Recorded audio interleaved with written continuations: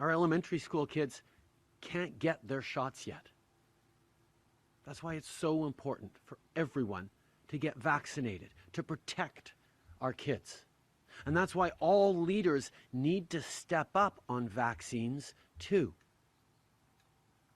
to make sure our kids, grade 1, grade 2, are safe and protected, so we can beat this pandemic for everyone. The past 18 months have been really tough for parents, for seniors, for essential workers, for all the people who are grieving the loss of family members, for everyone who's faced discrimination or hate. No matter who you are, you deserve the right support, and that includes on mental health. But if you've been in crisis and faced a wait list, if you're a student struggling to pay both rent and a therapist, you know there's a lot of work still to do.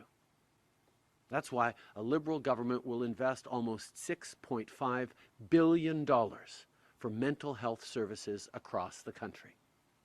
And we'll make this investment through a brand new, dedicated Canada Mental Health Transfer to provinces and territories.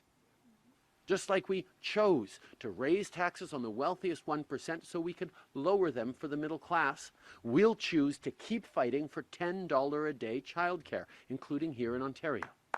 So the folks out there tonight shouting, the anti-vaxxers, they're wrong.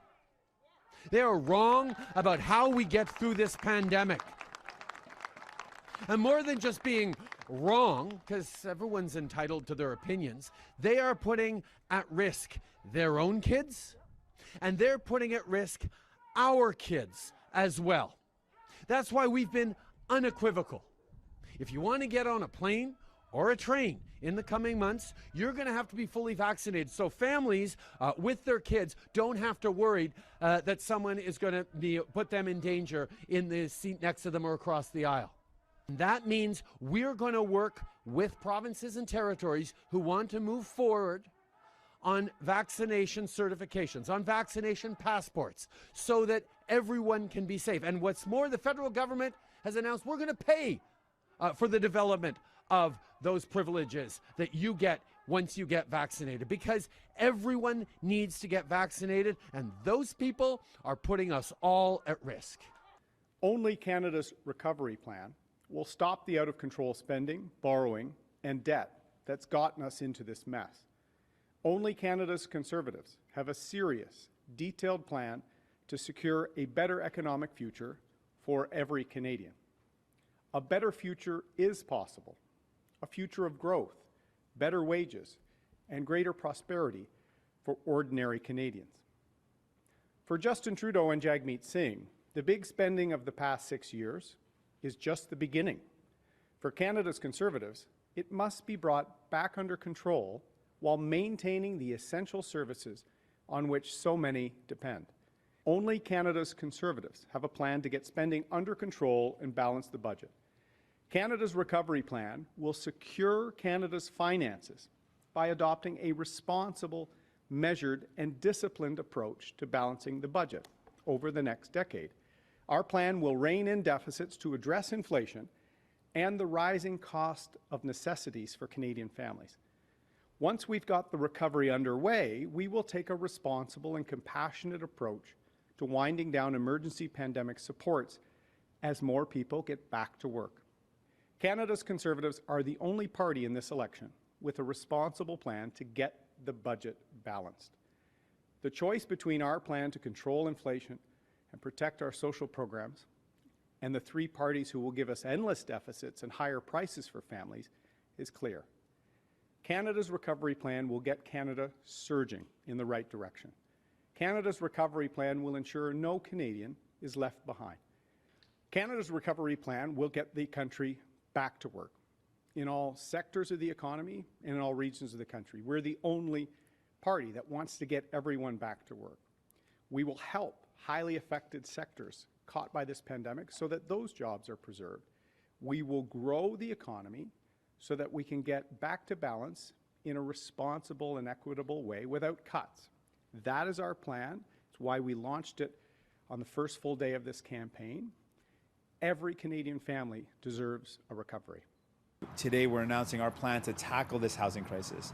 One of the big problems that we're seeing is that very wealthy investors are using the housing market like a stock market.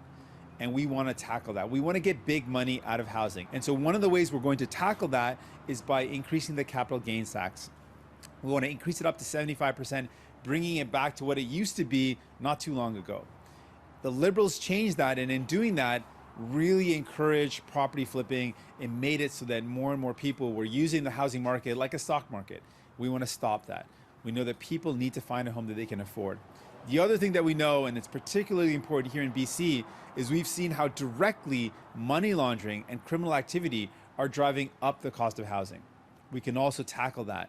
And while the BC NDP has done a lot to tackle it provincially, it's really something that needs federal partnership. The federal government is in the best position to tackle money laundering and to tackle the illegal activities that are driving up the cost of housing.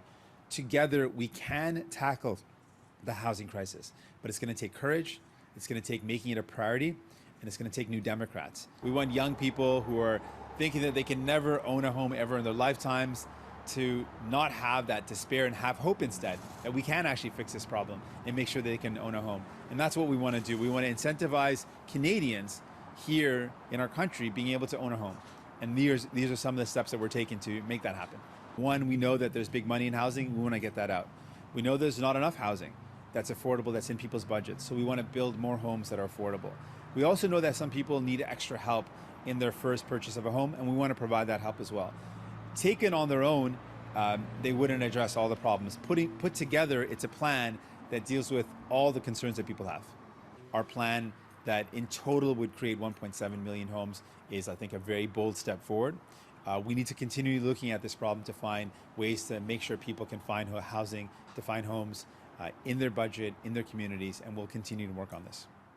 There's a couple of tools that we can use to encourage the building of affordable homes. One of the tools that we have is a GST waiver.